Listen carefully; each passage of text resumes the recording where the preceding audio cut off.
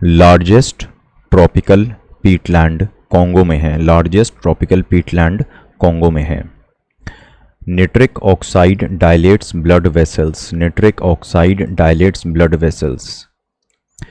Constituent assembly के temporary president मतलब provisional president थे doctor Sachchidananda Sinha. Women reservation अगले सेंसस के बाद लागू होगा, अगली लोकसभा में नहीं। 1 को एलिमिनेट करो, आंसर इज 2 और 3।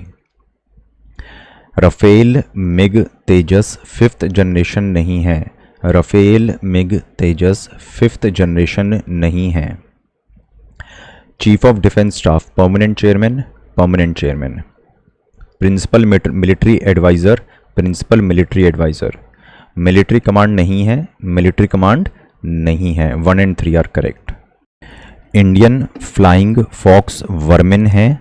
ये फ्रूट ईटिंग बैट है, ना कि खून चूसता है। ट्रोपोस्फेयर इक्वेटर पे ऊंचा होता है क्योंकि कन्वेक्शनल करंट्स हीट को ज़्यादा ऊंचाई पे ले जाते हैं, इसलिए रीज़न सही है। Bill pending in Lok Sabha. Bill pending in Lok Sabha. Bill passed by Lok Sabha pending in Rajya Sabha. Passed by Lok Sabha pending in Rajya Sabha. 1 और 2 सही है, बी आंसर है। वो हैं और को ऑर्डर पता होना चाहिए, ठीक है ना, मेजरली ऑर्डर पता होना चाहिए। इनमें से जो इंपॉर्टेंट नेम्स हैं वो हैं लेफ्ट ट्रिब्यूटरीज में रामगंगा, गोमती, घाघरा, गंडक और कोसी। और गोमती, घाघरा, गंडक, कोसी। जनरली बारिश समर में ज्यादा होती है, विंटर्स में कम होती है, लेकिन कुछ जगहों पे यहाँ पे बारिश थ्रू आउट द ईयर होती है। तो अगर क्वेश्चन आ जाए कि थ्रू आउट द ईयर कहाँ पे बारिश होती है, तो एक तो इक्वेटोरियल रीजन तो है ही खैर, ठीक है ना, बट उसमें आप बाकी चीजें देखना, शायद उसका रीजन फिर उसका आंसर ये भी हो सकता है। तो आपको तीनों चारों सारा पॉइंट देखने पड़ेंगे। तो precipitation through out the year equatorial region में होती है, लेकिन अगर बाकी तीनों चारों पॉइंट इक्वेटोरियल रीजन इंडिकेट नहीं कर रहे हैं, क्योंकि 50 सेंटीमीटर तो नहीं होगा इक्वेटोरियल रीजन में, तो फिर आपका आंसर क्या हो सकता है? China type of climate. और कुछ लोगों को कन्फ्यूजन है कि शायद इसका आंसर मेरीन वेस्ट कोस्ट भी हो सकता है, यानी कि ब्रिटिश टाइप ऑफ क्लाइमेट, तो वो गलत है। उसके रीज़न क्या है? जीसी ल्योंग देखो, जीसी ल्योंग में ये है ब्रिटिश टाइप ऑफ क्लाइमेट। यहाँ पे प्रेसिपिटेशन देखो, प्रेसिपिटेशन पूरे साल लगभग एक जैसी है, लेकिन चाइना टाइप ऑफ क्लाइमेट में प्रेसिपिटेशन बहुत कम, फिर ज़्यादा, फिर बहुत कम, यानी कि टेम्परेट मानसून जैसा है। तो 50 से 250 सेंटीमीटर का वेरिएशन चाइना टाइप में है, ब्रिटिश टाइप में नहीं है, इसलिए आंसर चाइना टाइप ही होगा। फ्यूल सेल जो हाइड्रोजन से चलते हैं वो सिर्फ वाटर निकालते हैं। फ्यूल सेल जो हाइड्रोजन से चलते हैं वो वाटर वेपर निकालते हैं। डीलिमिटेशन कमीशन अभी तक 4 बार गठित हुए हैं, 4 times. Right to privacy article 21। European Union ने कहा है कि वो 2050 तक कार्बन न्यूट्रल बनेगा। कार्बन न्यूट्रल 2040 तक नहीं, 50 तक। टोटल फर्टिलिटी रेट, एक औरत अपने लाइफ टाइम में ऑन एन एवरेज कितने बच्चे पैदा करती है? मेटावर्स एक 3D वर्चुअल वर्ल्ड होता है। स्केड्यूल ट्राइब्स, हर स्टेट में अपनी अलग लिस्ट होती है, इसलिए सेकंड सही है। पहली बार ये लिस्ट प्रेसिडेंट इशू करते हैं और उसको मॉडिफाई पार्लियामेंट करती है। गवर्नर का तो यहाँ कोई रोल नहीं है। 71st amendment, Konkani Manipuri Nepali. Konkani Manipuri Nepali. Pension schemes by ministry of labour, प्रधानमंत्री श्रम योगी मानधन योजना। और इस दोनों के कॉमन फीचर्स क्या थे? 18 से 40 साल की एंट्री एज, 18 से 40, तो पहले स्टेटमेंट गलत हो गई। 60 साल के बाद 3,000 रुपये महीना जरूर मिलेगा, 60 साल के बाद 3,000 रुपये महीना जरूर मिलेगा। पहला गलत है, तीसरा सही है, तो सिर्फ बी हो सकता है। ग्रीन हाउस गैस इफेक्ट क्यों होता है? क्योंकि ग्रीन हाउस गैसेज सूरज से आने वाली शॉर्ट वेव रेडिएशन के लिए ट्रांसपेरेंट होती हैं, लेकिन धरती से निकलने वाली लॉन्ग वेव रेडिएशन को पकड़ लेती हैं। कोरियोलिस फोर्स की दोनों स्टेटमेंट यूपीएससी ने एनसीईआरटी से उठाई हैं। जितनी ज़्यादा स्पीड होगी उतनी ज़्यादा कोरियोलिस फोर्स की वजह से डिफ्लेक्शन होती है। इक्वेटर पर यह फोर्स 0 होती है, पोल्स पे मैक्सिमम होती है। वाटर वेपर ऑल्टीट्यूड के साथ कम होता रहता है। बिल्कुल, ये हमने पढ़ा था कि 99% वाटर वेपर ट्रोपोस्फेयर में होता है, इसीलिए सोफिया ऊपर स्ट्रेटोस्फेयर में उड़ती है। दूसरी बात, सेकंड सेंटेंस वाटर वेपर के बारे में नहीं है, परसेंटेज ऑफ वाटर वेपर के बारे में है, यानी कि रिलेटिव ह्यूमिडिटी के बारे में। यही मैक्सिमम लोग कंफ्यूज हो रहे हैं और यही यूपीएससी ने 1981 और 2003 में भी कंफ्यूज किया था। रिलेटिव ह्यूमिडिटी यानी कि परसेंटेज की बात हो रही है। जैसे जैसे हम पोल्स के पास जाते हैं वैसे वैसे टेम्परेचर कम हो जाता है। जब टेम्परेचर कम हो जाता है तो रिलेटिव ह्यूमिडिटी बढ़ जाती है। आप नेट पे भी इस चीज़ को चेक कर सकते हो, पोल्स के पास रिलेटिव ह्यूमिडिटी ज़्यादा होती है। यहाँ पे परसेंटेज वर्ड यूपीएससी ने जान पूछ के घुसाया है, यानी कि यूपीएससी यहाँ पे रिलेटिव ह्यूमिडिटी का जिक्र कर रहा है सेकंड सेंटेंस के अंदर। करेक्शन में भी हमने क्लैरिफिकेशन ले ली थी कि जून के महीने में सूरज डायरेक्टली ट्रॉपिक ऑफ कैंसर के ऊपर होगा। यहाँ दिन लंबा है और रात छोटी सी है, और जैसे जैसे आप नॉर्थ की तरफ जाओगे, जून के महीने में आप नॉर्दर्न हेमिस्फीयर में नॉर्थ की तरफ जाओगे तो दिन और लंबा होता रहेगा, और आर्कटिक सर्कल में तो 24 घंटे का दिन होगा। इसलिए ट्रॉपिक ऑफ कैंसर और आर्कटिक सर्कल बिल्कुल ठीक हैं। बॉन्ड्स या सिक्योरिटीज़ कौन खरीद सकता है? कोई भी खरीद सकता है। कोई insurance company, bank, pension fund, companies, individuals, कोई भी खरीद सकता है। फिर से सेम चीज़, गवर्नमेंट सिक्योरिटी कौन खरीद सकता है? एफआईज खरीद सकते हैं। हाँ, बिल्कुल खरीद सकते हैं, कोई रिस्ट्रिक्शन थोड़ी ना इस चीज़ के ऊपर। अच्छा, लिक्विडिटी एडजस्टमेंट फैसिलिटी, इस पर रिस्ट्रिक्शन है। लिक्विडिटी एडजस्टमेंट फैसिलिटी को सिर्फ कमर्शियल बैंक, कोऑपरेटिव बैंक और आरआरबीज एक्सेस कर सकते हैं, एनबीएफसीज इसको एक्सेस नहीं करते हैं। इसलिए पहला गलत है, दूसरा सही है। रेड सी रेगिस्तान वाले इलाके में है तो बारिश कम होगी, इवेपरेशन ज़्यादा होगी, और यहाँ बहुत कम नदियाँ पानी लाती हैं। ऐसा तो हो नहीं सकता कि कोई नदी हो ही ना यार, दुनिया को कोई से भी रीजन हो, थोड़ी बहुत नदी तो आ ही जाएगी ना। मनी बिल के बारे में आर्टिकल 109 में प्रोसीजर दिया है। इसको सिर्फ लोकसभा में ही इंट्रोड्यूस कर सकते हैं, इसको राज्यसभा में इंट्रोड्यूस नहीं कर सकते हैं। राज्यसभा रिकमेंडेशंस दे सकती है, लेकिन उन रिकमेंडेशंस को मानना है नहीं मानना है वो लोकसभा पर डिपेंड करता है। रिट ऑफ प्रोहिबिशन में सुप्रीम कोर्ट या हाई कोर्ट किसी लोअर कोर्ट को कोई केस लेने से रोकते हैं।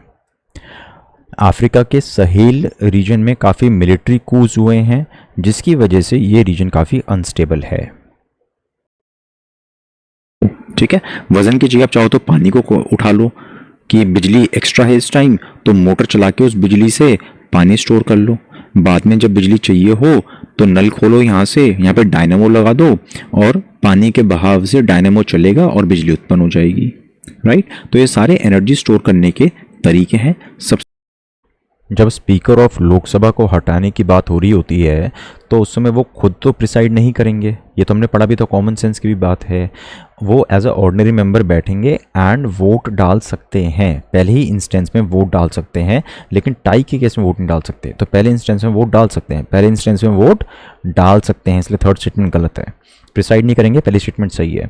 दूसरी स्टेटमेंट है he does not have the right to speak. अरे जब वो पार्टिसिपेट कर रहे हैं, वोट भी डाल रहे हैं, तो बोल क्यों नहीं सकते? और वैसे भी जिस बंदे को हटाने की बात हो रही है वो तो अपनी सफाई में, अपने सपोर्ट में कुछ ना कुछ बोल ही सकता है ना। ये तो बड़ी कॉमन सेंस की बात है। सेकंड गलत हो गई होगा, सिर्फ पहला सही है। सेंट्रल बैंक डिजिटल करेंसी बिल्कुल 1:1 पैरिटी के साथ नॉर्मल फिएट करेंसी के साथ एक्सचेंजेबल होती है। जैसे आरबीआई फिजिकल रुपी निकालता है वैसे ही आरबीआई डिजिटल रुपी निकाल रहा है।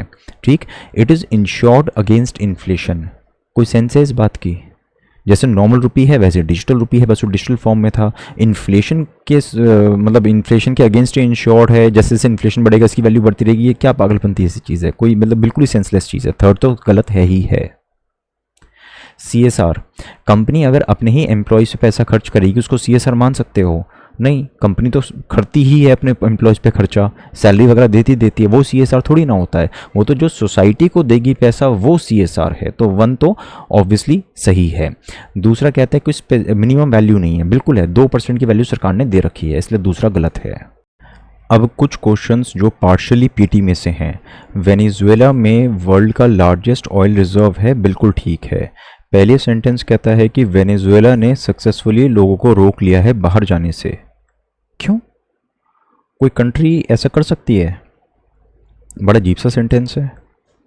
मतलब इंडिया से, अगर इंडिया ऐसा करे तो लोगों को बाहर जाने से सक्सेसफुली रोक ले क्योंकि इंडिया बहुत बढ़िया है और आपको यूएस जाने की ज़रूरत नहीं है। मतलब ऐसा तो नहीं होगा ना, लोग इंडिया से यूएस जाते हैं, यूरोप जाते हैं, ऐसे लोग वेनेजुएला से भी किसी डेवलप्ड कंट्री में जाते होंगे एक बेटर लाइफस्टाइल के लिए। तो पहला सेंटेंस तो बड़ा अजीब सा है, ये तो गलत होगा डेफिनेटली। अगला क्वेश्चन, जीएम फूड क्रॉप्स को इंडिया में इंपोर्ट करना है तो परमिशन चाहिए। हाँ, जीएम को इंपोर्ट करोगे तो परमिशन चाहिए होगी, नेचुरल सी बात है, और हमने पढ़ा भी था ये वाली बात। पहला सेंटेंस कहता है कि इंडिया एप्पल इंपोर्ट नहीं करता। अरे इंडिया तो एप्पल का फ़ोन भी इंपोर्ट करता है, ठीक है ना, और ये एप्पल को न्यूक्लियर बम थोड़ी ना हम इंपोर्ट नहीं करेंगे। इंडिया में बहुत सारे इंपोर्टर एक्सपोर्टर बैठे हैं, यूएस में बहुत सारे इंपोर्टर एक्सपोर्टर है, हर कंट्री में बहुत सारे बिजनेसमैन होते हैं जो इंपोर्ट एक्सपोर्ट करते हैं चीज़ों को, जहाँ से ऑर्डर आए वहाँ से कर देते हैं। अगर मैं इंडिया में एक्सपोर्ट का बिजनेस कर रहा हूँ तो जहाँ से ऑर्डर आएगा मैं उस कंट्री में एक्सपोर्ट कर दूंगा। ऐसे यूएस वालों को जहाँ से ऑर्डर आएगा वहाँ से एप्पल कर देंगे, है ना। तो एप्पल कोई ऐसे खतरनाक चीज़ तो है नहीं भाई, जहाँ से जो ऑर्डर आएगा फ्री ट्रेड होती है इन चीज़ों की। तो पहला सेंटेंस तो फिर से ही बड़े अजीब सा सेंटेंस है, ये सही हो ही नहीं सकता। चीताज डोंट रोर, हाँ चीताज रोर नहीं करते हैं ये हमें पता है। 1 और 3 में से कोई चीज़ गेस करनी है। तो देखो, unlike male lions leopards don't proclaim their territory. भाई जितनी भी बिग कैट्स होती हैं वो जनरली अपनी यूरिन के थ्रू या स्क्रैचेस मार के पेड़ों पे अपनी टेरिटरी मार्क करते हैं। तो थर्ड मुझे थोड़ा गलत सा लग रहा है, आपको गेस करना पड़ेगा, ठीक। पहला सेंटेंस कहता है लायंस को कोई ब्रीडिंग सीजन नहीं होता है। पता नहीं ये सही है गलत है, लेकिन थर्ड तो मुझे गलत लग ही रहा है। अगर थर्ड गलत है तो फिर तो 1 को सही होना ही पड़ेगा क्योंकि सिर्फ 2 जैसा कोई ऑप्शन यहाँ पे नहीं है। तो थोड़ी नॉलेज और थोड़ा गेस वर्क करना पड़ेगा, बिना इसके पेपर क्लियर नहीं होगा। Thermo electric radio isotope thermo electric generator, ये हमने पढ़ा था कि ये स्पेसक्राफ्ट में इलेक्ट्रिसिटी के काम आते हैं क्योंकि इनसे हीट जनरेट होती है और उस हीट से इलेक्ट्रिसिटी जनरेट करी जाती है, इतना हमें पता है। तो सेकंड पक्की बात सही है। थर्ड कहता है कि ये प्लूटोनियम 238 यूज़ करते हैं। प्लूटोनियम एक रेडियो एक्टिव मटेरियल है, तो हाँ हो सकता है कि इसको यूज़ करते हो, और ये वेपन्स डेवलपमेंट का बाय प्रोडक्ट है। अब जब वेपन्स डेवलप करोगे, न्यूक्लियर वेपन डेवलप करोगे, तो बहुत सारे बाय प्रोडक्ट्स निकलेंगे, तो ये भी उनमें से बाय प्रोडक्ट हो सकता है। भाई लॉजिकली देखना, और लॉजिकली चीज़ पॉसिबल है या नहीं है, लॉजिकली तो पॉसिबल लग रही है ना, तो हम एज्यूम कर लेंगे ये चीज़ सही है। पहला सेंटेंस कहता है कि ये जो आरटीजीज होते हैं ये छोटे से फिशन रिएक्टर होते हैं। ऐसा हो सकता है क्या? मेरी क्लास से तो आपको आइडिया नहीं मिलेगा, बल्कि जो मेरी एक्सप्लेनेशन थी उससे आप ये अंदाज़ा लगाओगे कि हाँ ये फिशन रिएक्टर होते हैं, right. But I am really sorry, ये फिशन रिएक्टर नहीं होते हैं। नासा की वेबसाइट से मैंने भी चेक किया है, मुझे लग रहा था कि फिशन रिएक्टर होते हैं, बट नासा की वेबसाइट पे लिखा है कि फिशन रिएक्टर नहीं होते हैं। क्यों? इनको फिशन रिएक्टर कहना क्यों गलत है? गलत इसलिए है क्योंकि फिशन रिएक्टर में, न्यूक्लियर रिएक्टर में न्यूक्लियर रिएक्शंस को कंट्रोल किया जाता है, चेन रिएक्शन को कंट्रोल्ड कंडीशन में आगे बढ़ने दिया जाता है। लेकिन ये जो आरटीजीज हैं इनमें हम सिंपली एक रेडियो आइसोटोप रख देते हैं, नेचुरली वो डिग्रेड होता रहता है, गर्मी निकलती रहती है, इलेक्ट्रिसिटी हम बनाते रहते हैं। तो यहाँ पे हम किसी चेन रिएक्शन को कंट्रोल नहीं कर रहे हैं, इसलिए ये फिशन रिएक्टर नहीं होते हैं। अगर मैं पेपर दे रहा होता तो मैं 1 को सही एज्यूम करता, बट टेक्निकली ये गलत है। कोई बात नहीं, थोड़े रिस्क लेने चाहिए। अगर कोई फॉरेन कंपनी इंडिया में बैंक खोलती है तो उसको कोई मिनिमम कैपिटल नहीं चाहिए। अरे भाई चाहिए, कोई भी किसी भी तरह का बैंक खोले, चाहे पेमेंट बैंक हो, स्मॉल फाइनेंस बैंक हो, किसी भी तरह का बैंक खोलना तो हर कोई इंसान नहीं खोल सकता, उसके लिए आपको कुछ मिनिमम कैपिटल इन्वेस्ट करनी ही पड़ेगी। तो पहला तो 100% गलत है। दूसरा कहता है कि जब कोई फॉरेन बैंक इंडिया में सब्सिडरी खोलेगा तो एटलीस्ट 50%, वो जो सब्सिडरी है उसमें 50% लोग इंडियंस होने चाहिए। क्या ये लॉजिकल लग रहा है? जो चीज़ हमें नहीं पता होती, हमें बस ये देखना होता है कि वो लॉजिकली सही है या गलत है। फैक्चुअली तो हमें पता ही नहीं, फैक्चुअली तो हम पता कर ही नहीं सकते एग्जाम हॉल में बैठे हुए, हम तो लॉजिकली दे सकते हैं। क्या ये लॉजिकली सही लग रहा है?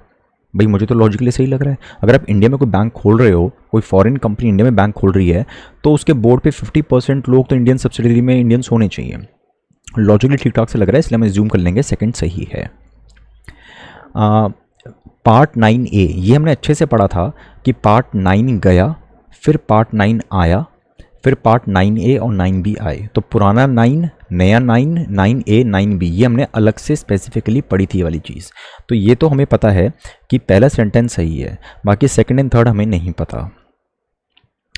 इस क्वेश्चन में सेकंड सेंटेंस कहता है कि गल्फ स्ट्रीम और north Atlantic drift cold ocean current है। नहीं, ये तो आपको हर किताब में मिल जाएगा, एनसीईआरटी में भी पढ़ा होगा, मेरे मटेरियल में पढ़ा होगा कि यहाँ अमेरिका से अटलांटिक ओशन क्रॉस करते हुए यूरोप की तरफ, ब्रिटेन की तरफ जो ऊपर आ रहे हैं करंट्स इस डायरेक्शन में, ये वार्म करंट्स होते हैं, कोल्ड करंट्स नहीं होते। इसलिए सेकंड तो पक्की बात गलत है। पहला सेंटेंस आप कर सकते थे अगर बाय चांस किसी को याद हो एनसीईआरटी में डायग्राम कैसा था, बट ये प्रैक्टिकली पॉसिबल नहीं होता है कि एनसीईआरटी में क्या डायग्राम था, लाइंस कैसे जा रही थी, जनवरी वाला ऐसे होता कि थोड़ा मुश्किल था। इसलिए पहला सेंटेंस मैं कहूँगा गेस कर पाना काफ़ी मुश्किल था। अब वो क्वेश्चंस जो काफ़ी आसानी से आप गैस कर सकते थे, अगर आप गैस नहीं कर पाए तो प्लीज़ कंप्लेन मत करो बल्कि सीखो। आप इनको गैस नहीं कर पाए ये एक बात है, लेकिन अगर आप ठान लो कि मैं अगले साल भी इनको गैस नहीं करूँगा क्योंकि बहुत डिफिकल्ट है, सब लोग इनको आसान कहते हैं लेकिन ये सच में बहुत डिफिकल्ट है, मैं इनको गैस बिल्कुल नहीं करूँगा अगले साल, अगर आप इस एटीट्यूड को तो अलग बात है। सीख लो, अगर गैस नहीं कर पा रहे हो तो सीखो कि गैस कैसे कर सकते हैं, अपने दोस्तों से सीखो चीज़ों को और रिवाइज़ करो, PYQs रिवाइज़ करो, डिस्कस करो दोस्तों के साथ, पता चलेगा कि आप चीज़ों को कैसे और ज़्यादा अच्छे से गैस कर सकते हो, बाकी लोग कैसे गैस करके नंबर अच्छे ला सकते हैं। मैं यहाँ पे छोटा सा आपको सैम्पल दे रहा हूँ। आर्टिकल 368 किस लिए होता है? अमेंड करने के लिए। क्या अमेंड कर सकते हो कॉन्स्टिट्यूशन में? या तो कोई नया आर्टिकल डाल सकते हो, या उसको अमेंड कर सकते हो, या हटा सकते हो। ये 3 चीज़ें कर सकते हो, तो ऑब्वियसली तीनों सही है, इसमें कोई डाउट नहीं होना चाहिए। इंटर स्टेट वाली चीज़ तो यूनियन लिस्ट में होगी ना, या कॉन्करेंट लिस्ट में होगी, मतलब स्टेट लिस्ट में तो कोई सेंस ही नहीं बन रही ना किसी बात की। एक स्टेट डिसीजन लेगा अपने स्टेट के लिए, यहाँ पे इशू है इंटर स्टेट चीज़, तो यानी कि पहला और दूसरा तो पक्की बात गलत है। चौथा कहता है कि कॉर्पोरेशन टैक्स स्टेट लिस्ट में नहीं, ऑब्वियसली बात है, कॉर्पोरेशन टैक्स तो सेंट्रल गवर्नमेंट तय करती है, स्टेट का तो उसमें कोई रोल नहीं आएगा, राइट। तो ऑब्वियसली सी सही आंसर होगा, और सी में दिया हुआ है कि इंटर स्टेट यूनियन लिस्ट में है, बिल्कुल। अब आगे ट्रेड एंड कॉमर्स है, माइग्रेशन है, पढ़ने की जरूरत ही नहीं है, कॉमन सेंस की बात है ये, ठीक। डेवलप्ड कंट्रीज में एजेड पॉपुलेशन ज़्यादा होती है, बल्कि कई कंट्रीज में तो पॉपुलेशन डिक्लाइन हो रही है, ये तो सबको पता है, राइट। तो इटली, जापान और साउथ कोरिया डेवलप्ड कंट्रीज हैं, इसलिए आंसर होगा 1, 2 एंड 4। कोई ज़्यादा मुश्किल क्वेश्चन नहीं था ये। सस्टेनेबल एविएशन फ्यूल, सस्टेनेबल हमने सीखा था ना कि बायोफ्यूल सस्टेनेबल होते हैं, लेकिन फॉसिल फ्यूल भी बायोफ्यूल की तरह प्लांट एंड एनिमल से ही बनते हैं। फॉसिल फ्यूल अगर बनते सेम चीज़ से है तो हम इनको सस्टेनेबल क्यों नहीं मानते? क्योंकि ये हज़ारों साल लेते हैं, है ना। बायोफ्यूल इसलिए सस्टेनेबल है क्योंकि इनको फटाफट बना सकते हो आप, तो इसीलिए ये चारों ही बायो सोर्सेज हैं, इसलिए ये चारों ही सस्टेनेबल सोर्स होंगे किसी फ्यूल के। सिंपल सा क्वेश्चन था। डिस्ट्रीब्यूटेड एनर्जी रिसोर्स, कोई एनर्जी रिसोर्स है, ये तो चारों ही एनर्जी रिसोर्स हैं, ठीक बात है, और ये डिस्ट्रीब्यूटेड है यानी कि कॉन्सेंट्रेटेड नहीं है। जैसे nuclear power plant, thermal power plant, वो कॉन्सेंट्रेटेड है, एक जगह होगी, एक पावर प्लांट होगा छोटा सा, वो बहुत सारी जगहों पे पावर सप्लाई करेगा, तो वो कॉन्सेंट्रेटेड है, राइट। लेकिन ये डिस्ट्रीब्यूटेड है मतलब हर थोड़ी दूर पे आपको ये चीज़ मिल सकती है, राइट। तो ये चारों ही चीज़ें ऐसी हैं जो आपको हर थोड़ी दूर पे मिल सकती हैं, कई जगहों पे मिल जाएंगी, ऐसा कुछ नहीं है कि भारत सरकार गिनी चुनी जगहों पे ही इन चीज़ों को बनाएगी। जब लावा फटता, ज्वालामुखी फटती है तो इनमें से क्या क्या चीज़ें निकलती हैं? सब निकलती हैं। कितनी बार हमने पढ़ा है कि धरती के अंदर सब कुछ है, तो जब धरती में से कोई चीज़ निकलती है, चाहे वो सॉइल में हो, माइनिंग के थ्रू हो, वोल्केनो के थ्रू हो, कैसे भी हो, उसमें से पायरोक्लास्टिक मटेरियल, ऐश, डस्ट, नाइट्रोजन, सल्फर और दुनिया भर की चीज़ें सब कुछ निकलेगा, तो जाहिर सी बात है चारों सही हैं। इनमें से किस में पॉइजनस स्पीशीज़ हो सकती है? सब में हो सकती है यार, मतलब कई बार न्यूज़ में आता है ना कि साइंटिस्टों ने एक नई प्रजाति पाई है, बटरफ्लाइज की डिस्कवर करी है, नई प्रजाति फिशेस की पाई है ना। तो बहुत सारी स्पीशीज़ होती है, कोई ना कोई तो टॉक्सिक होगी, जाहिर सी बात है। हाइड्रोजल की एप्लीकेशन बेस्ड वाले क्वेश्चन ऑप्शन लगभग सभी से सही होते हैं, बट थोड़ी सी कॉमन सेंस भी लगानी होती है उसके अंदर। हाइड्रोजेल, हाइड्रो मतलब पानी, तो पानी को आपने जेल की फॉर्म में बदल दिया है, चलो ठीक है, देखते हैं। जो जेल जैसी चीज़ है इसको आप मेडिसिन देने के लिए यूज़ कर सकते हो, ठीक है, कर सकते होंगे, कोई बड़ी बात नहीं है। एयर कंडीशनिंग में यूज़ कर सकते हो, कर सकते होंगे। इंडस्ट्री में लुब्रिकेंट्स की तरह यूज़ कर सकते हो जेल को, कर सकते होंगे। तो कोई अजीब सी चीज़ तो नहीं है ना कि हाइड्रोजल से आप अनलिमिटेड न्यूक्लियर पावर बना सकते हो, ऐसी कोई अटपटी चीज़ नहीं है, तो लगभग सभी सही होंगे इसमें, ठीक है। एक डॉपलर रेडार होता है, ये डॉपलर रेडार किसको देखता है? रेन ड्रॉप्स को। तो रेन ड्रॉप कितनी दूर है, कितनी स्पीड से आ रही हैं, जा रही हैं, नीचे गिर रही हैं, ऊपर जा रही हैं, एग्जैक्टली कितनी क्वांटिटी में है, वो सारी चीजें बहुत ही डिटेल में डॉपलर रेडार देख लेता है। ये इसकी एक कॉमन सेंस की बात है कि रेडार क्या काम करता है, जो भी चीज़ मूव हो रही हो, चाहे वो गाड़ी मूव हो रही हो, एरोप्लेन मूव हो रहा हो या बारिश की बूंदें मूव हो रही हो, रेडार उन सब चीज़ों को पकड़ सकता है। ठीक है, तो सेकंड एंड थर्ड तो पक्की बात सही होंगे। फर्स्ट कह रहा है कि किसी की जेब में अगर ड्रग्स रखे हैं तो वो पकड़ लेगा। यार जेब में ड्रग्स रखे हैं मतलब इंसान मूव हो रहा है उसको देख लोगे आप रेडार से, लेकिन उसकी जेब में ड्रग्स हैं ये कैसे पता लगाओगे? तो वन मतलब गलत ही है। ठीक है, इसको हमने एज्यूम करना है कि हाँ यार वन तो गलत ही होगा। ये तो थोड़ा अजीब सी बात हो गई ना। क्या आपके टूथपेस्ट में नमक है? भाई नमक का तो पता नहीं, लेकिन प्लास्टिक ज़रूर है। टूथपेस्ट में, कपड़ों में, कॉस्मेटिक में, हर जगह प्लास्टिक के छोटे छोटे माइक्रो बीड्स होते हैं। ये कॉमन नॉलेज है, यूपीएससी कई बार पूछ चुका है इस चीज़ को। तो च्युइंगम में भी माइक्रो प्लास्टिक होगा, है ना, और इसी वजह से एनवायरमेंटल पोल्यूशन भी होता है। ये तो सिंपल सा क्वेश्चन है, कोई भी गेस कर लेगा। अगला क्वेश्चन देखते ही डर जाओगे, पता नहीं क्या अजीब सा वर्ड है। तो इसीलिए यूपीएससी ने आपकी हेल्प करी है, बताया है कि ये कोई बड़ी खतरनाक रेडियो एक्टिव चीज़ नहीं है, डरना नहीं है इससे। ये एक ऐसी चीज़ है जो बहुत सारे कंज्यूमर प्रोडक्ट्स बनाने में काम आती है। जैसे हमारी प्लास्टिक कुछ वैसी होगा ये भी, है ना, हर चीज़ में काम आता है। तो ये हर जगह पाया जाता है, drinking water, food packaging. Natural सी बात है भाई, जैसे प्लास्टिक की ही याद आ रही है ना इसको सुन के, है ना, कंज्यूमर प्रोडक्ट्स में हर जगह में है। ये इजीली डिग्रेड नहीं होता है। अब ये कोई फल फ्रूट तो है नहीं जो डिग्रेड हो जाएगा आसानी से, नाम पढ़ के पता चल रहा है तो ठीक है, डिग्रेड नहीं होता। अब जो चीज़ डिग्रेड नहीं होती है और खाने पानी में पाई जाती है, नेचुरली वो हमारी बॉडी में बायो एक्यूमुलेट होगी, है ना। तो कितनी लॉजिकल सी चीज़ है। बस एक काम करना था कि नाम देख कर डरना नहीं है, जो हिंट यूपीएससी ने दिया है उसको पढ़ना था। क्वेश्चन बड़ा सिंपल सा है फिर, अगर ये काम कर लिया तो। इनमें से क्या फाइनेंशियल इंस्ट्रूमेंट है? ये सबको पता होगा क्या होता है फाइनेंशियल इंस्ट्रूमेंट। भाई जैसे एक लोन एग्रीमेंट है, लोन एग्रीमेंट एक तरह का फाइनेंशियल इंस्ट्रूमेंट है। बॉन्ड एक तरह का फाइनेंशियल इंस्ट्रूमेंट है। इलेक्टोरल बॉन्ड एक तरह का फाइनेंशियल इंस्ट्रूमेंट है ना। तो नॉलेज हमें है कि एग्जैक्टली क्या चीज़ होती है ये। तो एक्सचेंज ट्रेडेड फंड और करेंसी स्वैप ये भी ऑब्वियसली एक तरह का फाइनेंशियल इंस्ट्रूमेंट है, लेकिन गाड़ी तो नहीं है ना। कॉमन सेंस की बात है, गाड़ी नहीं है फाइनेंशियल इंस्ट्रूमेंट, गाड़ी एक फिजिकल एसेट है। इसलिए सेकंड गलत है, 1 और 3 सही है। जैसे होता है वर्किंग कैपिटल, आप एक फैक्ट्री चला रहे हो, ऑन अ डेली बेसिस आपको माल खरीदना है, एम्प्लॉयज की सैलरी देनी है, ठीक है ना, ये डे टू डे खर्चे होते हैं, इसको बोलते हैं वर्किंग कैपिटल। लेकिन जो पैसा फैक्ट्री को बनाने में खर्च हुआ उसको बोलते हैं फिक्स्ड कैपिटल। ठीक है, तो अगर हमें फिक्स्ड और वर्किंग कैपिटल में डिफरेंस पता है तो हम इस क्वेश्चन को गेस कर सकते हैं। कंप्यूटर और फार्मर का फ्लो ऑब्वियसली ये फिक्स्ड चीज़ें हैं। ऐसा तो नहीं है कि हम हर महीने इनको खरीदते हैं, हर हफ्ते खरीदते रहते हैं। एक बार इन्वेस्टमेंट करी और फिर ये सालों तक चलते हैं, तो ये फिक्स्ड एसेट है। और जो आप यार्न यूज़ कर रहे हो, पेट्रोल यूज़ कर रहे हो, तो यूज़ करते हो, कंज्यूम हो जाता है, फिर नया लाते हो, फिर कंज्यूम हो जाता है, तो ये वर्किंग कैपिटल है। 1 और 2 फिक्स्ड कैपिटल है, 3 और 4 वर्किंग कैपिटल है। जिन लोगों को पता है प्राइमरी, सेकेंडरी और टर्शरी एक्टिविटीज़ क्या होती हैं वो उसको अटेम्प्ट कर सकते थे। देख लेते हैं कैसे। प्राइमरी एक्टिविटी में एनवायरनमेंट से चीज़ें निकालते हैं, सेकेंडरी मतलब उस एनवायरनमेंट से निकली चीज़ को ट्रांसफॉर्म करते हैं, और टर्शरी में हम सर्विसेज प्रोवाइड करते हैं प्राइमरी और सेकेंडरी को।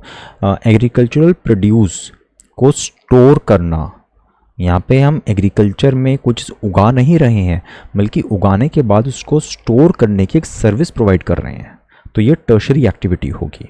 डेयरी फार्म तो प्राइमरी है, ऑब्वियस सी बात है। मिनरल माइनिंग नहीं कर रहे हैं, बल्कि लोगों को बताएंगे कि कहाँ पे माइनिंग कर सकते हो, तो हम सर्विस प्रोवाइड कर रहे हैं मिनरल एक्सप्लोरेशन में माइनिंग कंपनीज़ को, तो ये एक सर्विस इंडस्ट्री है, टर्शरी एक्टिविटी है। कपड़े को वीव करना, देखो कॉटन को उगाओगे वो प्राइमरी होगी, लेकिन उस कॉटन को कपड़े में तब्दील करोगे वो सेकेंडरी एक्टिविटी है। वेदरिंग रेनफॉल की वजह से होती है। Rainfall one of the reasons हैं, बाकी भी रीज़न होते हैं, बट रेनफॉल एक रीज़न है, ये हमें पता है। कॉमन सेंस की बात है, लोगों को पता होगी।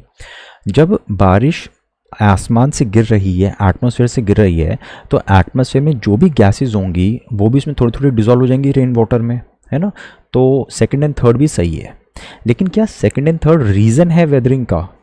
तो ये हमें एज्यूम करना है। 1, 2, 3 तीनों सही हैं, ये तो कॉमन नॉलेज हो गई, लेकिन ये हमें गैस करना पड़ेगा कि जब कार्बन डाइऑक्साइड या कोई भी गैस उस रेन वाटर में डिजॉल्व हो जाती है, तो क्या वो गैस भी हेल्प करती है वेदरिंग में? तो हम इसको सही मान सकते हैं। मेरे ख्याल से हम इसको सही मान सकते हैं कि अगर पानी की वजह से, बारिश के पानी की वजह से वेदरिंग हो रही है, तो ऑब्वियसली बारिश के पानी में कोई तो चीज़ होगी ना जो वेदरिंग कर रही है, तो उसके अंदर जो भी कॉन्स्टिट्यूएंट्स हैं बारिश के पानी के, वो भी हेल्प करते होंगे वेदरिंग के अंदर। तो कोई इलॉजिकल चीज़ तो नहीं है ये, लॉजिकल अगर लग रहा है तो उसको सही एज्यूम कर लीजिए। अब EPA किसको कहता है सल्फर डाइऑक्साइड का सबसे बड़ा सोर्स, हमें नहीं पता, हमको रटेंगे थोड़ी ना, कॉमन सेंस यूज़ करेंगे। यूपीएससी ने कितने बढ़िया ऑप्शन बनाए हैं। ट्रेन्स जो फॉसिल फ्यूल से चलती हैं, कोयले से चलने वाली ट्रेन, डीजल से चलने वाली ट्रेन कितनी है दुनिया में? होंगी, बस थोड़ी कमी होंगी, बहुत ज़्यादा तो नहीं है ना। शिप्स जो फॉसिल फ्यूल से चलते हैं होंगे, बतेरे होंगे। माइनिंग करना, माइनिंग में पोल्यूशन होता ही है, बिल्कुल होता होगा। पावर प्लांट्स जो फॉसिल फ्यूल से चलते हैं, पूरी दुनिया में हर जगह बिजली चाहिए कॉन्टीन्यूसली 24/7, बहुत सारी बिजली खाते हैं हम लोग, वो सारी बिजली पावर प्लांट से आती है। बहुत सारे पावर प्लांट्स फॉसिल फ्यूल से चलते हैं। तो ये जो बाकी चीज़ें हैं कि एक लंबी सी ट्रेन जा रही है, वो ट्रेन और शिप तो बहुत ही बच्चे हैं इसके सामने, क्योंकि दुनिया की सारी इलेक्ट्रिसिटी ऑलमोस्ट यहाँ से आ रही है। तो अनडिस्प्यूटेडली डी इसका आंसर होगा। अब नॉर्थ सी पे कौन सी कंट्रीज़ हैं हमें नहीं पता, लेकिन अगर आपको पता है, बाय चांस अगर आपको पता है कि नॉर्थ सी है कहाँ पे दुनिया में, तो आप गेस कर सकते हो। हमें पता है कि यूके के साथ में नॉर्थ सी है, अगर इतना पता है यूरोप के ऊपर यूके के साथ में, अगर ये लोकेशन पता है तो पक्की बात है रशिया तो यहाँ तक नहीं पहुँचेगा, है ना, रशिया तो यहाँ पे दूर रुक जाएगा। तो 4 तो गलत हो गया, ठीक है। अच्छा, यहाँ पे ऊपर कंट्रीज हमने लिस्ट याद करी थी शायद एक बार, नॉर्वे, स्वीडन, फिनलैंड, पता होगा, Norway, Sweden, Finland, Norway, Sweden, Finland. Finland सबसे लास्ट में, राइट में है, तो उसका भी यहाँ तक आना थोड़ा मुश्किल है। तो फिनलैंड और रशिया हम स्ट्राइक आउट कर सकते हैं, और नॉर्वे सबसे पहले, तो नॉर्वे तो होगा नॉर्थ सी पे, ये जूम कर सकते हैं। अब जर्मनी का डाउट है, अगर हमें ये पता है कि यूरोप के मैप में जर्मनी ऊपर की तरफ खुलता है, नीचे की तरफ नहीं खुलता, जर्मनी ऊपर की तरफ खुलता है, तो फिर हम गैस कर सकते हैं कि शायद जर्मनी भी सही होगा। तो मैं ये नहीं कह रहा हूँ आपको पता होना चाहिए, बस इतना कह रहा हूँ कि थोड़ा दिमाग को ओपन रखो, कई चीज़ें हैं, ओपन माइंडेड अगर बैठोगे तो कई क्वेश्चंस आप सॉल्व कर सकते हो। अब जो मैं क्वेश्चन डिस्कस करूंगा वो गैस वाले नहीं हैं, वाइल्ड गैस वाले हैं। मतलब आपको घंटा आइडिया नहीं है इसके बारे में, लेकिन फिर भी बड़ी हिम्मत करके क्वेश्चन को अटेम्प्ट करने की कोशिश कर रहे हो। आइडियली काफ़ी रिस्की क्वेश्चंस होते हैं, बट फिर भी मैं आपको थोड़ी सी बता देता हूँ कि किस तरह से आप सोच सकते हो, ठीक है। जस्ट सोचने का तरीका बता रहा हूँ आपको। वर्ल्ड टॉयलेट ऑर्गेनाइजेशन, यूएन के बारे में बहुत कुछ पढ़ा है बट कभी इसका नाम नहीं सुना, तो 1 तो मैं एज्यूम कर लूँगा कि गलत है, ठीक है। सेकंड सेंटेंस बहुत ही जनरल सा स्टेटमेंट है, अगर सही में कोई वर्ल्ड टॉयलेट ऑर्गेनाइजेशन एग्जिस्ट करती है तो ऑब्वियसली वो कोई एनुअल मीटिंग करती होगी, है ना, वो कोई वर्ल्ड टॉयलेट डे मनाती होगी, कोई वर्ल्ड टॉयलेट कॉलेज भी होगा, तो बड़ी नेचुरल हमारी जनरल सी स्टेटमेंट है। सेकंड को हम सही मान लेंगे क्योंकि इसमें कोई भी इलॉजिकल सी चीज़ नहीं है। थर्ड सेंटेंस कहता है कि ये ऑर्गेनाइजेशन अंडर डेवलप्ड और डेवलपिंग कंट्रीज़ को पैसे देती है, वो भी लोन पे नहीं, ग्रांट में। भाई वर्ल्ड बैंक, IMF, वो लोग भी ज़्यादा से ज़्यादा लोन पे पैसे दे देते हैं, उनको वापस चाहिए होते हैं फिर पैसे। यहाँ पे ये कह रहा है ग्रांट में दे देता है, वो भी डेवलपिंग कंट्री को पैसा, और हमने इसका नाम ही नहीं सुना, तो ये कुछ ज़्यादा हो गया। मतलब गाइड कर देता है, टेक्निकल हेल्प कर देता है, समझ में आता है, पैसा दान दे देता है तो बहुत बड़ी बात है, इसलिए तीसरा गलत है। सबसे लंबा बॉर्डर किन 2 देशों के बीच में है, नहीं पता मुझे, कोई बात नहीं है, गैस कर लेते हैं। इंडिया चाइना, नहीं भाई, इंडिया चाइना के बीच में तो नेपाल भी आता है, भूटान भी आता है, वो दुनिया का सबसे लंबा बॉर्डर तो हो ही नहीं सकता। अच्छा, इंडिया का खुद का सबसे लंबा बॉर्डर बांग्लादेश के साथ है, चाइना के साथ तो हो ही नहीं सकता वैसे भी, तो तीसरा तो डेफिनेटली गलत है। कज़ाकिस्तान, अच्छा कज़ाकिस्तान वो जो बीच में सेंट्रल एशियन कंट्री आती है ना, वहीं पे कहीं है। अब कोई इतनी बड़ी कंट्री तो नहीं है कि इसका सबसे लंबा बॉर्डर होगा दुनिया में, वो भी रशिया के साथ में। रशिया बहुत लंबी है, फैली हुई है लेफ्ट से राइट तक, लेकिन इस छोटी सी कोई कंट्री होगी उसका इतना लंबा कॉमन बॉर्डर रशिया के साथ में, ये बात कुछ हजम नहीं हो रही मुझे, ठीक है। थर्ड कहता है चिली एंड अर्जेंटीना, हाँ चिली जो है वो साउथ अमेरिका, ऐसे लंबी सी कंट्री है, ऐसे लंबी सी कंट्री है ना, तो हाँ उसमें हो सकता है लंबी सी कंट्री में, और अर्जेंटीना उसके साथ में ही है बिल्कुल, तो ये आंसर हो सकता है। ऐसे वर्टिकल सी लाइन है यहाँ पे। पहला कहता है कनाडा USA, जैसे चिली अर्जेंटीना में ऐसे लंबी सी लाइन है, लंबा सा बॉर्डर है, ऐसे ही कनाडा और USA में ऐसे लंबी सी हॉरिजॉन्टल लाइन है। फिर मुझे ध्यान आया कि जैसे हॉरिजॉन्टल लाइन है तो कनाडा और USA के साथ में अलास्का है ना, यहाँ पे USA का अलास्का, तो एक वर्टिकल लाइन भी है, यानी कि कनाडा और USA इनके बीच में हॉरिजॉन्टल बॉर्डर तो है ही लंबा सा, साथ में अलास्का की वजह से एक लंबा सा बॉर्डर भी है। तो मैं ये कहूँगा फिर उस केस में, मैं गेस करूँगा, वाइल्ड गेस है ये, कि चिली अर्जेंटीना की बॉर्डर कम होगी as compare to Canada USA की बॉर्डर। मेम्ब्रेन बायो रिएक्टर कभी नाम नहीं सुना, कोई बात नहीं, गेस करते हैं, वाइल्ड गेस करते हैं, ठीक। बायो रिएक्टर जैसे न्यूक्लियर रिएक्टर होता है, वो न्यूक्लियर फ्यूल चाहिए, बायो रिएक्टर में कुछ बायोलॉजिकल चीज़ चाहिए होगी, कोई बायोफ्यूल चाहिए होगा, है ना।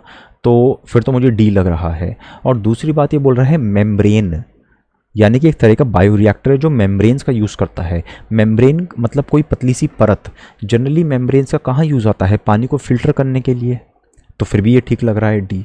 तो इसमें हम वाइल्ड गेस कर सकते हैं कि डी इसका आंसर होगा। इनमें से क्या क्या नेटिव टू इंडिया है? अब red sandals native to India है ये तो हमें पक्की बात पता है, सभी को पता है ये, ठीक है। डाउट आ गया 1 और 2 में।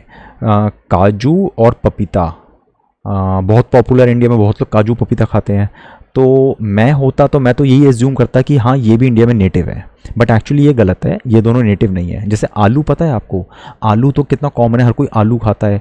इनफैक्ट हिंदुओं में तो जब कोई फेस्टिवल होता है तो आलू की सब्जी तो बड़ी पॉपुलर सी है ना, लेकिन आलू इंडिया का है ही नहीं, राइट। तो कई चीज़ें जो बहुत ही कॉमन है बट वो इंडिया की नहीं है। एनीवेज ये आंसर गलत हो सकता था, बट कोई बात नहीं, गेस करना चाहिए मेरे ख्याल से। International grains council, grains, India में दुनिया की सबसे ज़्यादा पॉपुलेशन है और हम सेल्फ सफिशिएंट हैं, तो शायद हम दुनिया के टॉप 1 या 2 प्रोड्यूसर्स में आते होंगे ग्रेन्स के मामले में। तो ये बात तो बड़ी अजीब सी होगी कि इंडिया अगर इस काउंसिल का मेंबर ना हो। इंडिया अगर वर्ल्ड के टॉप प्रोड्यूसर्स में से है ग्रेन्स के, तो पॉसिबिलिटी है, लॉजिकली तो इंडिया इसका मेंबर होगा ना। हमें सिर्फ लॉजिक सोचना है कि ये बात लॉजिकल है या नहीं है। लॉजिकली तो मुझे सही लग रही है, तो पहला सेंटेंस में सही अज्यूम कर लूँगा। दूसरा कहता है कि अगर किसी कंट्री को, किसी भी कंट्री को ग्रेन्स इंपोर्ट या एक्सपोर्ट करने हैं तो उसको पहले इस काउंसिल का मेंबर होना पड़ेगा। दादागिरी चल रही है क्या? मतलब नॉर्थ कोरिया है, नॉर्थ कोरिया तो IAEA का मेंबर भी नहीं है, तब भी वो न्यूक्लियर फ्यूल को लेता है, देता है, करता है ना सारे काम, तो क्या अटैक कर दोगे उसके ऊपर? मतलब कितनी पागल ऐसी बात है।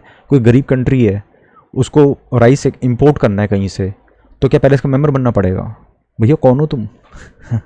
सेकंड ऑब्वियसली गलत है, इसमें तो कोई डाउट ही नहीं होना चाहिए। Collateral borrowing and lending obligation कभी नाम नहीं सुना मैंने, तो मैं कैसे गेस करूंगा? बोरोइंग एंड लेंडिंग ये कौन करता है? बोरो एंड लेंड बैंक्स करते हैं, ये तो बैंक्स का काम होता है, बोरो करना, लेंड करना। साथ में कह रहा है कोलेट्रल।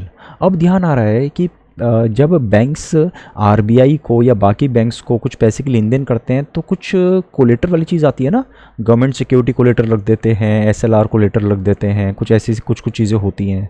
तो मैं गेस करूंगा ये शायद मनी मार्केट की बात हो सकती है। फॉरेक्स मार्केट में, स्टॉक मार्केट में तो ऐसे काम नहीं होंगे कि आप बोरो कर रहे हो, लेंड कर रहे हो। भाई स्टॉक मार्केट में तो शेयर खरीद रहे हो, बेच रहे हो। ऐसी फॉरेक्स मार्केट में डॉलर खरीद रहे हो या बेच रहे हो, लेकिन बोरो करना, लेंड करना ये बैंक्स का काम है। तो ये थोड़ा मुझे मनी मार्केट से रिलेटेड चीज़ लग रही है। तो वाइल्ड गेस अगर करना हो तो सोच सकते हो। मैं आपको ये नहीं बता रहा आपको काम करना ही चाहिए था, गेस करना ही चाहिए था, मैं ये नहीं कह रहा हूँ, बट ये कह रहा हूँ कि ऐसा सोचो, शायद इस सोच से आपके कई क्वेश्चन सही हो सकते हैं। 1 साल है, आदत डाल लो सोचने की इस तरह से। जायंट स्टार और डॉर्फ स्टार, ये जो एक्सप्लेनेशन है ना यहाँ पे, ये इस क्वेश्चन से रिलेटेड नहीं है, लेकिन एग्जाम में तो आपको नहीं पता। एग्जाम में आपको याद आएगा कि जायंट स्टार हमने पढ़े थे, रेड जायंट, सुपर जायंट, और डॉर्फ स्टार पढ़ा था, वाइट डॉर्फ, है ना। तो हमने ये पढ़ा था कि पहले कोई जायंट स्टार होता है और जब उसका फ्यूल वगैरह ख़त्म हो जाता है तो वो डॉर्फ बन जाता है, हमने ये पढ़ा था। तो हम तो एग्जाम में इसी लॉजिक को यूज़ करेंगे जो हमें पता है। सही है गलत है हमें नहीं पता एग्जाम हॉल में, बस हमें लॉजिक पता है, ये वाला ये इन्फॉर्मेशन है। तो कैसे अंदाज़ा लगाओगे? भाई कोई स्टार है, वो कई बिलियंस ऑफ ईयर्स तक चमकता रहेगा, उसके बाद वो डॉर्फ बन जाएगा। जब वो डॉर्फ बन जाएगा, उसके अंदर कोई न्यूक्लियर रिएक्शन नहीं हो रहा होगा, है ना। डॉर्फ का अंदर ये तो होता है कि न्यूक्लियर फ्यूल सारा खत्म हो चुका है उसके अंदर, तो अब तो वो हमेशा के लिए ऐसे ही रहेगा ना। जब उसमें कोई एक्टिविटी होगी नहीं, जब वो डॉर्फ बन गया तो फिर तो हमेशा के लिए यूनिवर्स में ऐसे ही रह जाएगा। लॉजिकली तो ये बात समझ में आ रही है मुझे। तो पहला सेंटेंस कह रहा है कि जायंट स्टार की लाइफ ज़्यादा होगी, डॉर्फ ही कम होगी। तो उल्टा बोल रहा है ना यार, जायंट ने जितना जीना था जी चुका, अब तो डॉर्फ एक तरह से डेड बॉडी है, तो हमेशा के लिए रहेगी। तो पहला गलत होना चाहिए। दूसरा पढ़ लेते हैं एक बार। डॉर्फ स्टार के कंपैरिजन में जायंट स्टार में न्यूक्लियर रिएक्शन ज़्यादा स्पीड से होता है। हाँ ये सही लग रहा है भाई। हमने कहा ना जायंट स्टार में तो बहुत सारे न्यूक्लियर रिएक्शन हो रहा है, फिर जब स्टार मर जाएगा उसके बाद डॉर्फ बचेगा, जो डॉर्फ बचेगा इस डॉर्फ के अंदर न्यूक्लियर रिएक्शन होगा ही नहीं कोई, भाई हमने जो पढ़ा उस हिसाब से तो ये लॉजिक बन रहा है ना, तो सेकंड सही है, पहला गलत है। तो हम इसमें क्या मार्क करेंगे, हम मार्क करेंगे पहला गलत दूसरा सही, ठीक है। हालांकि जो एक्सप्लेनेशन मैंने भी दी, ये एक्सप्लेनेशन टोटली गलत है। गलत इसलिए है कि यहाँ पे जब यूपीएससी डॉर्फ स्टार कह रहा है तो वो हमारे सन की बात कर रहा है। हमारा सन एक येलो डॉर्फ स्टार है, ठीक है ना। तो वो क्या समझाना चाह रहा हूँ कि आपको डरना नहीं है। जो भी नॉलेज है चाहे वो गलत हो, आपको नहीं पता ये नॉलेज सही है गलत है, आपको इतना पता है कि जो भी मैंने नॉलेज पढ़ी, जो भी मैंने टर्म्स पढ़ी, वो टर्म्स बेशक यहाँ पे फिट नहीं हो रही हो, बट आप कोशिश करो फिट करने की। यहाँ पे आपने कोशिश अगर करते फिट करने की तो आपका आंसर सही आ जाता, ठीक है। बट आगे के लिए बता रहा हूँ, वाइट डॉर्फ अलग चीज़ होती है और डॉर्फ स्टार अलग चीज़ होती है, बस आगे के लिए बता रहा हूँ ये बात। सिंडिकेटेड लेंडिंग नहीं पता, लेकिन नाम पढ़ के, ऑप्शन पढ़ के अंदाज़ा लगा पा रहे हैं कि शायद इसका मतलब होता है कि कुछ बैंक्स मिलके लोन दे रहे हैं किसी को, ठीक है। तो अगर कुछ बैंक्स मिलके किसी को लोन दे रहे हैं तो पहली स्टेटमेंट तो सही होनी चाहिए, राइट। और दूसरी स्टेटमेंट कह रही है कि इस केस में हम क्रेडिट लाइन नहीं दे सकते। एक होता है लोन देना, एक होता है लोन देना, और एक होता है कि अमाउंट फिक्स कर देना कि आप इतने तक का लोन ले सकते हो, जब भी चाहिए हो तब लेते रहना थोड़ा थोड़ा अमाउंट। आप 100 करोड़ तक का लोन ले सकते हो, जब भी जरूरत हो, आज 5 करोड़ चाहिए 5 करोड़ ले लो, अगले दिन 15 करोड़ चाहिए 15 करोड़ ले लो, बस 100 करोड़ की लिमिट में रहना आप। इसको बोलते हैं क्रेडिट लाइन। तो इन केस सबको नहीं पता होगी ये बातें, इन केस अगर आपको टर्म्स का मतलब पता था तो शायद आप इसको गेस कर सकते थे, और फिर आप कह सकते थे कि यार सेकंड सेंटेंस मुझे थोड़ा सा गलत लग रहा है, ठीक है। कि अगर नॉर्मल लोन में क्रेडिट लाइन दे रहे हो तो शायद ग्रुप लोन में भी क्रेडिट लाइन देते होंगे, इसमें कोई रिस्ट्रिक्शन होने का कोई लॉजिक मुझे समझ में नहीं आ रहा, ठीक। नॉलेज होगी तब ये गेस कर सकते हो, बिना नॉलेज के गेस कर पाना क्वेश्चन थोड़ा मुश्किल था। पैरासिटॉइड स्पीशीज, पैरासाइट जैसा शब्द लग रहा है मुझे ये। पैरासाइट मतलब जो दूसरे पे डिपेंडेंट रह के उससे सारे रिसोर्सेज चूसता रहता है, ठीक है। जैसे एक्टोपैरासाइट, एंडोपैरासाइट, जो बॉडी के बाहर रहते हैं अंदर रहते हैं, इस तरह की चीज़ें। तो हमें आइडिया है पैरासाइट क्या चीज़ होती है। अब इनमें से किन किन में कोई स्पीशीज़ ऐसी होती हैं जो पैरासाइट होती हैं। अब यार इतनी सारी स्पीशीज़ हैं, अब इसमें से कोई ना कोई तो होगी ना। बीटल्स हैं, सेंटिपिड्स हैं, फ्लाइज है, पता नहीं क्या क्या चीज़ें हैं ये, इनकी इतनी सारी स्पीशीज़ होंगी, उनमें से कोई ना कोई तो पैरासाइट जैसी रहती होगी ना। तो इस लॉजिक के साथ हम मार्क कर देंगे कि पांचों सही हैं, राइट। अगर आप इसमें ज़्यादा दिमाग लड़ाना चाहते हो तो क्या दिमाग लड़ाओगे, आप ये सोचोगे यार इसमें देखो फ्लाइज और वॉस्प उड़ते हैं, फ्लाइज एंड वॉस्प उड़ते हैं। अगर वो उड़ते हैं तो मेरे ख्याल से वो एक ही होस्ट पे जाके चिपक जाएंगे, ज़िंदगी भर वहीं पे रहेंगे, उसी का खून चूसते रहेंगे, ये चीज़ तो नहीं होगी ना। तो फ्लाइज एंड वॉस्प शायद ऐसा नहीं करेंगे, और बाकी तो छोटे मोटे कीड़े मकोड़े होते हैं, वो शायद एक ही जगह चिपक के खून पीते रहेंगे ज़िंदगी भर, है ना। तो मैं कहूँगा यार, मैं अगर मुझे ऐसा गेस करना है तो मैं सोचूंगा हाँ 1, 2 एंड 3, 1, 2 एंड 4 सही होंगे एंड 3 एंड 5 गलत होंगे। तो उस केस में मेरा आंसर होगा बी। एक्चुअल आंसर मुझे नहीं पता, लेकिन आपको बस बता रहा हूँ कि आप कैसे सोच सकते हो एग्जाम में।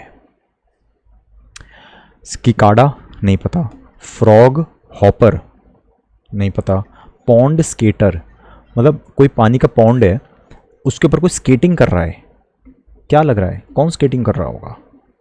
भाई देखो स्केटिंग कर रहा है तो मुझे लग रहा है इंसेक्ट हो सकता है, तो फिश भी हो सकती है, बट फिश तो पानी के अंदर भी होती है ना। तो पानी के ऊपर स्केटिंग कर रही है फिश, एक बार को हो सकता है, बट मुझे लग रहा है इंसेक्ट भी हो सकता है। मुझे नहीं ध्यान, मैंने कहीं पे तो ऐसी कोई फिगर देखी हुई है कि पानी के ऊपर कोई इंसेक्ट्स बैठे हुए हैं, इस तरह से डूब नहीं रहे हैं, वो पानी की सरफेस टेंशन की वजह से है। ये इंसेक्ट्स क्यों नहीं डूब रहा है, ध्यान रखो इस बात को, यूपी से अगले साल पूछ सकता है। क्योंकि इस पानी पर सरफेस टेंशन होती है और ये बहुत ही हल्का सा है, ये अपना सरफेस एरिया बढ़ा लेता है, जिसकी वजह से डूब नहीं रहा है, बल्कि पानी के सरफेस टेंशन की वजह से पानी के ऊपर ही है ये, ठीक है। तो पॉन्ड स्केटर नाम से मुझे हल्का सा इंसेक्ट का आइडिया आ रहा है, और फिर लगा कि फ्रॉग हॉपर, जैसे इंसेक्ट्स हॉप नहीं करते हैं इधर से उधर, तो शायद इसका आंसर इंसेक्ट हो सकता है। चाहो तो ऐसे वाइल्ड गेस कर लो, ज़रूरी नहीं है, छोड़ भी सकते हो। सूडान में कॉन्फ्लिक्ट चल रहा है, ये सबको पता है, सेकंड पक्की बात सही है। अगर टर्की ने नेटो की मेंबरशिप छोड़ी होती तो पक्की बात मैंने न्यूज़पेपर में पढ़ा होता। भाई अखबार तुम पढ़ते ही है ना हर रोज़, तो ये तो बहुत बड़ी बात होती। तो थर्ड तो पक्की बात गलत है। अब 1 हमें गेस करना है, चाहो तो 1 को सही मान लो, चाहो तो गलत मान लो, थोड़ा गेस करना पड़ेगा।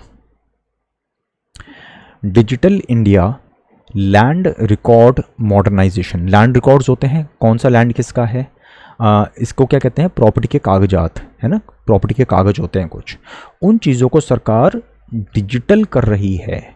अच्छा ठीक है, सरकार जो प्रॉपर्टी रिकॉर्ड्स हैं उनको डिजिटलाइज कर रही है, ये कोई स्कीम है। तो इसमें जितने मैप्स वगैरह हैं उनको डिजिटलाइज किया जाएगा। लॉजिकल सी बात लग रही है, तो सेकंड को हम लॉजिकल लग रहा है इसलिए सही मान लेंगे। तीसरा कहता है कि इन लैंड रिकॉर्ड्स को अलग अलग लोकल लैंग्वेजेस में, जो कॉन्स्टिट्यूशन के लैंग्वेजेस हैं 22 रिकॉग्नाइज्ड, उनमें भी ट्रांसलिटरेट किया जाएगा। तो ये भी कोई बड़ी भयंकर सी चीज़ नहीं है, ठीक ठाक सी लगेगी। अगर आप डिजिटलाइज कर लोगे तो ट्रांसलेट भी कर लेगी सरकार। आजकल तो बहुत सारी वेबसाइट्स भी अलग अलग भाषा में आती है, PIB की नोटिफिकेशन अलग अलग भाषा में आती है, तो शायद कर रही होगी, तो कोई बड़ी बात नहीं है। 2 और 3 में सही मान लूँगा।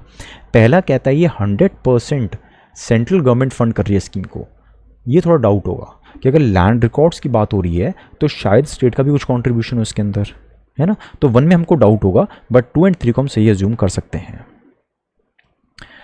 ये बड़ा इंटरेस्टिंग क्वेश्चन है। पहला सेंटेंस से कहता है, बड़ा ध्यान से सुनना इस चीज़ को, कि सुमेध पाइपलाइन, मैंने कभी नाम नहीं सुना, फिर भी हम इस क्वेश्चन को अटेम्प्ट करेंगे। ये एक स्ट्रैटेजिक रूट है पर्शियन गल्फ ऑयल का यूरोप के लिए। पर्शियन गल्फ कहाँ पे, आपको अप्रॉक्सीमेट मैप पता है, ये पर्शियन गल्फ है और यहाँ पे रेड सी है, यहाँ पे स्विस कैनाल है, यहाँ पे मेडिटेरियन सी है, यहाँ पे यूरोप है। तो पर्शियन गल्फ का तेल, नेचुरल गैस जाता है यूरोप में, यानी कि यहाँ से जा रहा होगा इस पाइपलाइन के थ्रू। तो यहाँ पे कोई पाइपलाइन होगी है। तो मैं हल्का सा पहले सेंटेंस को समझने की कोशिश कर रहा हूँ मैप के थ्रू, कि ये पाइपलाइन शायद ऐसे कुछ जारी होगी इधर को या इधर को जारी होगी, ठीक है। सेकंड सेंटेंस कहता है कि ये रेड सी और मेडिटेरियन सी को कनेक्ट करती है। रेड सी तो यहाँ पे है, रेड सी और मेडिटेरियन सी को, तो दोनों सेंटेंस उल्टे नहीं हो गए। पहले सेंटेंस से मेरे इमेज बन रही है दिमाग में कि ये पाइपलाइन यहाँ से जाती है पर्शियन गल्फ से। सेकंड सेंटेंस के हिसाब से ये रेड सी से जाती है पाइपलाइन। तो दोनों सेंटेंस में से एक ना एक तो गलत हो गई होगा, है ना। तो मैं ऐसे सोचूंगा, बट फैक्ट पता है क्या है, कि दोनों ही सेंटेंस सही है। एक्चुअली ये पाइपलाइन है यहाँ पे इजिप्ट से जाती है ये, लेकिन जो EAI की वेबसाइट है उस पर ये सेंटेंस एज इट इज़ लिखा हुआ है, क्योंकि मे बी पर्शियन गल्फ का ऑयल यहाँ से घूम के और फिर इस पाइपलाइन से जाता होगा, वो स्विस कैनाल नहीं लेता होगा, मे बी ये रीज़न होगा, ठीक है ना। ये देखो यहाँ पे है। तो इस वेबसाइट पे, EIA की वेबसाइट पे साफ साफ ये सेंटेंस लिखे हुए हैं जो UPSC ने उठाए हैं। बट अगर आप लॉजिक लगाओगे, लॉजिक के हिसाब से आप कहोगे दोनों में से एक सेंटेंस में गलत होना ही होना चाहिए, ठीक। कोई बात नहीं, हमें डरना नहीं है। एक क्वेश्चन गलत करेंगे, 2 क्वेश्चन गलत करेंगे, लेकिन 4 ठीक भी तो करेंगे, नेट स्कोर हमारा बढ़ेगा, इसलिए डरना नहीं है, लॉजिक जरूर अप्लाई करना है। यहाँ पे लॉजिक अप्लाई कर सकते हो। हम कर रहे हैं वाइल्ड गैस, कैसे करोगे। ग्रीनफील्ड प्रोजेक्ट का मतलब हमें पता है कि एक ऐसा प्रोजेक्ट जो पहले एग्जिस्ट नहीं करता था, हमने नया बनाया है। ब्राउन फील्ड मतलब कोई पुराना एयरपोर्ट था, उसको रेनोवेट करके, अपग्रेड करके इंटरनेशनल बना दिया, वो होगा ब्राउन फील्ड। ग्रीन फील्ड मतलब एकदम नया नया बनाया है। अब मैं कहूँगा यार, डोनी पोलो कभी नाम नहीं सुना मैंने। कुशीनगर शायद कोई छोटा सा शहर है ये तो, और विजयवाड़ा तो काफ़ी फेमस है, ये तो बड़ा शहर होगा। तो विजयवाड़ा में अगर सरकार इंटरनेशनल एयरपोर्ट बनाएगी तो वो कोई ग्रीनफील्ड नहीं होगा। विजयवाड़ा में पहले से कोई ना कोई एयरपोर्ट जरूर रहा होगा, सरकार ने उसी को थोड़ा ठीक ठाक करके इंटरनेशनल बना दिया होगा, है ना। तो मैं कहूँगा ये ब्राउन फील्ड है। तो मैं विजयवाड़ा पे गेस करूँगा कि विजयवाड़ा तो ब्राउन फील्ड होना चाहिए, और चांस की बात है यहाँ पे 3 को एलिमिनेट करने से आंसर भी आ रहा है। तो सोचना जरूर चाहिए, प्लीज़ सोचो ज़रूर। 100 मिलियन फार्मर, कभी नाम नहीं सुना मैंने, गेस करता हूँ 100 मिलियन का मतलब 10 करोड़। तो 10 करोड़ फार्मर्स वाली कोई चीज़ है ये। 10 करोड़ फार्मर तो बहुत होते हैं भाई। सेकंड सेंटेंस कहता है कि ऑर्गेनिक एनिमल हस्बेंड्री, मतलब एक तो 10 करोड़ तो बहुत बड़ी फिगर है फार्मर्स की, और वो भी वो फार्मर जो एनिमल हस्बेंड्री कर रहे हों और ऑर्गेनिक तरीके से। लग रहा है कोई तालमेल बैठ रहा है, काफ़ी अनप्रोबेबल जैसी चीज़ लग रही है मुझे, ये थोड़ा मज़ा नहीं आ रहा इस चीज़ में, ठीक है ना। आप ये कहो कि हम 10 करोड़ किसानों से ऑर्गेनिक फार्मिंग करवाएंगे, बात समझ में आती है, लेकिन ऑर्गेनिक एनिमल हस्बेंड्री थोड़ी अजीब सी भी चीज़ हो गई। तो सेकंड को मैं क्रॉस आउट कर दूंगा। थर्ड कहता है ब्लॉकचेन के इस्तेमाल से फर्टिलाइज़र में ट्रेडिंग। भाई किसान क्रॉप्स उगाएगा या ब्लॉकचेन की मदद से फर्टिलाइज़र में ट्रेडिंग करेगा? किसान है या वीडियो गेम खेल रहा है? मतलब सी तो बिल्कुल ही बच्चों ऐसा ऑप्शन है, तो ये तो पक्की बात गलत है। तो बी एंड सी को आप इजीली एलिमिनेट कर सकते हो। ए एंड डी लॉजिकल लग रहे हैं, ए एंड डी में से ही कोई एक आंसर आपको चूज करना होगा एग्जाम में।